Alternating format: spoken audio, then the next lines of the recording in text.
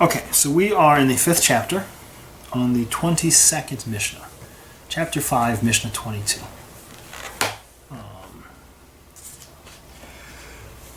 Kol mi shehi biyado shalosh devarim halu hu mitamidav shel Avraham Avinu. Anyone who has 3 particular traits is considered a student, a follower, a disciple of Avraham. He lives life with Avraham's approach to life. V'shalosh devarim acherim hu mitamidav shel Bilam harasha. And if you have 3 different traits, opposite traits, then you're a student, a follower, a disciple of Bilam harasha. You live your life according to the approach of Bilam harasha.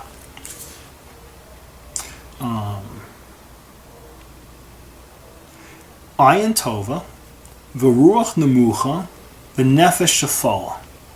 Right? Talmidav shel Avram Avinu.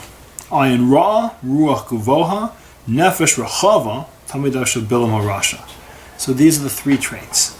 If you have an ayin tova, a good eye, a ruach nemucha, how does he do it? A humble temperament, and a nefesh shafala, and a lowly nefesh, a lowly animal soul, or a lowly spirit, then that's Avraham.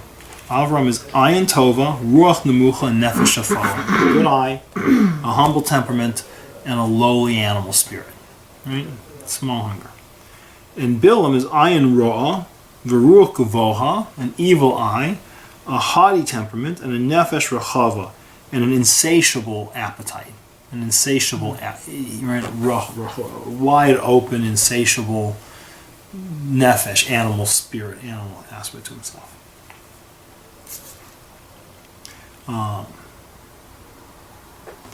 So then he says, what's the difference between the 2? Right? Talmidav shel Avraham Avinu ochlim b'olam hazeh, that the students of Avraham, that they eat in this world, v'nochalin ha'olam haba, and they still inherit the next world. But the students of Bilam harasha, yorshin gehenim, they just inherit gehenim, v'yordin lebeir shachat, and they go into a black pit. It's nothing for them. Right? So those are the fates. But let's talk about the qualities. So what is it? What distinguishes a Jew? What distinguishes Avram Avinu and a disciple of Avram Avinu? So an ayin tova, a good eye, means that you see the world as good. You see good in the world. Right? That Avraham was happy with what he had, but he was also happy with what other people had. Right? He wanted nothing but good for other people. I mean, his whole thing is, I'm going to go build a truck stop, invite people in and give them good. Right? I'm going to feed them and clothe them and house them and take care of them and bestow kindness on them. Right? That he rejoiced in the good fortune of other people. Right? That he, his pleasure was taking care of others. He a grave for his wife, a tithe for Melchizedek, he saves Lot, right? He does tshuva. Right, that he's all about kindness. He's all about giving and bestowing. But ayin tova, the underlying piece is you look at the world as good. Right, we'll flip to ayin hara.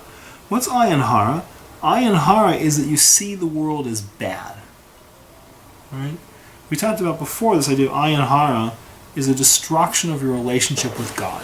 Right, we think of ayin hara generally as jealousy. Right, I've got an ayin, I'm going to give you an ayin hara. I've got an ayin hara. Right. That comes from this thought that God's stupid and he misallocates the resources of the world. That he gave you my stuff.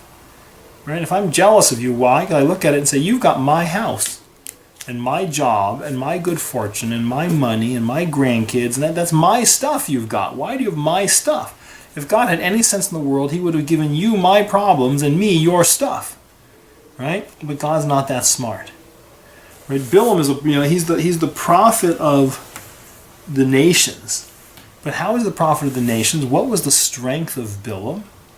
That Bilam had clarity as to what this means allegorically. I can't tell you exactly. But he says God judges the world, and there are particular moments when God deals with the world with the hardest of judgment. And Bilam could tell exactly when that was. So when just joking, but when God's in a bad mood. Right? Bilam knew exactly when God was judging harshly, so that he could bring your faults to God's attention at exactly those moments. right? And bring harm to you, bring destruction to you. When Balak goes to Bilam for a curse, what he's saying, well, Bilam says, let me go and I'll look for the bad in them, right? Let me stand over here and I'll look at them this way to find the bad in them. Right? I couldn't see bad at that aspect. Let me look at them a different way and see if I can see bad in them. I'm looking for bad, because what my strength is that I can look at you and see corruption. I can see the evil in you. I can see where you're broken, and I know exactly when to point that out to God so that He'll judge you harshly and bring you ruin. That's his strength. Right? Avram is the exact opposite. Avram is, I look at you and I can see what's good in you. And all I can see is ways that I can give more good to you and bestow good on you. Right? The hallmark of a Jew is that you see the world as a good place. And you want other people to be happy. Right? How often do you see, Jews are involved in every charity in the world. Even secular Jews, our whole life is driven around giving good, bestowing good, seeing good. That's Ayin Tova. Right? Bilam never sees good. Bilam only sees evil. He looks for evil, and he points out evil. That's his strength. He can show God, here's where these guys blew it, go hit them.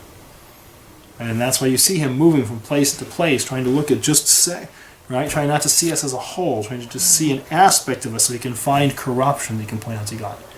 And in the end, all he can do is say, you know what, you guys are great, how goodly are your tents. And he gives us a beautiful song to sing, and that's it. Ruach Nemucha. So Avram is a Ruach Nemucha, a humble temperament, that he calls himself a stranger. He calls himself a sojourner. He doesn't say, I'm the king of this land. He doesn't go and say, God gave it to me. He's not haughty. He doesn't stand on his honor. He meets with Melchizedek and he doesn't say, listen, I'm Avraham. Who are you? Right? He pays him honor. Right? He runs out himself to feed strangers. He runs out himself to rescue Lot. He doesn't stand on him. It's not about me. I'm an Eved. I'm a servant of God. Right? He couldn't taste the difference between himself and Eliezer, his own servant. I'm a servant. I'm a slave. Right? There was no pride to him. That a Jewish person is not a cocky, arrogant. Right? That's not what Jews are about. That's not a servant of Avraham. It says Ruach Guvoha. On the other hand, so you have Bilam. So Balak sends people to see Bilam. And Bilam's response is, you guys aren't important enough. Send important, right? It's not about, is your argument good, is it bad? It's like, what are you sending these people to me?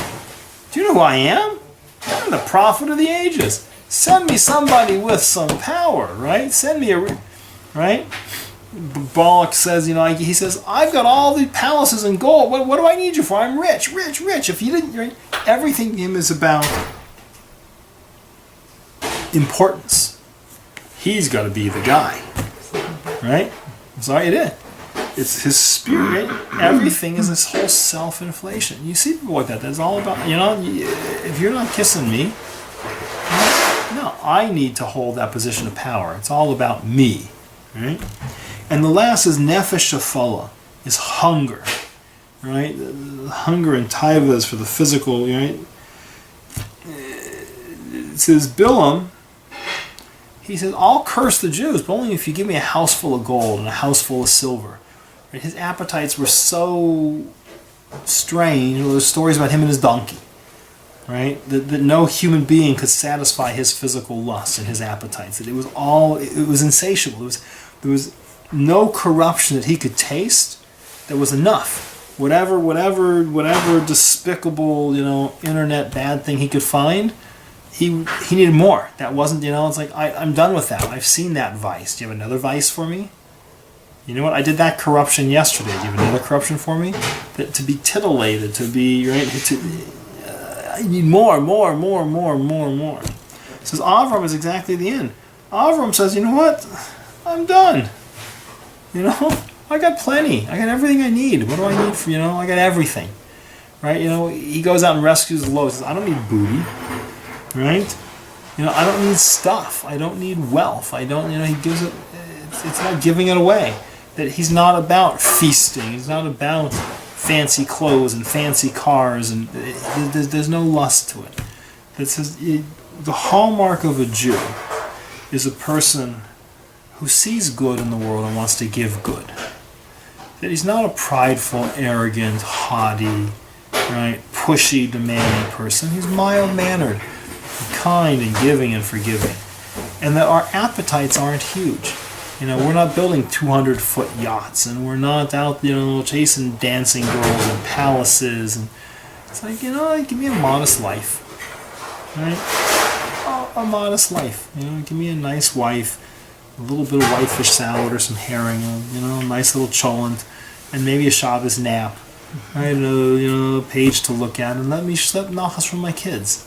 And that's what I want. I don't have to have, gigantic. Historically, you don't see in any era, wealthy Jews building gigantic monster palace things and servants and dancing girls, and we're not into corruption. So it says, in our world, we eat in this world. It says we taste this world. If your tastes are modest, and you take pleasure in what you have, if you're a Bilam, there's no pleasure you can get that's enough because someone else has more. Right? You hate the world because someone has more. Or, there's only so much stuff I can shove in my mouth. The idea, the Roman idea of vomitoria. Right? Eat and eat and eat, and as soon as you've stuffed yourself, you can't eat anymore, go in there and throw up so you can eat some more. It's not an Avraham approach to life. It's a Bilam approach to life. Maybe you eat a little bit too much of your wife's kugel because it's really good. Okay, so I ate too much. Now I got to go lie down, right?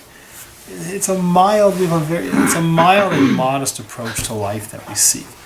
And if you do so, it says, in this world you'll live a life. You'll take pleasure. You'll have a nice life. And you'll inherit Olam Haba. But it says, if your whole life is about satiating the beast and satiating your body, right, in the end you're just inheriting corruption, and your life is just a black pit. That's it. That's all you'll inherit is the pit. So that's Bilam.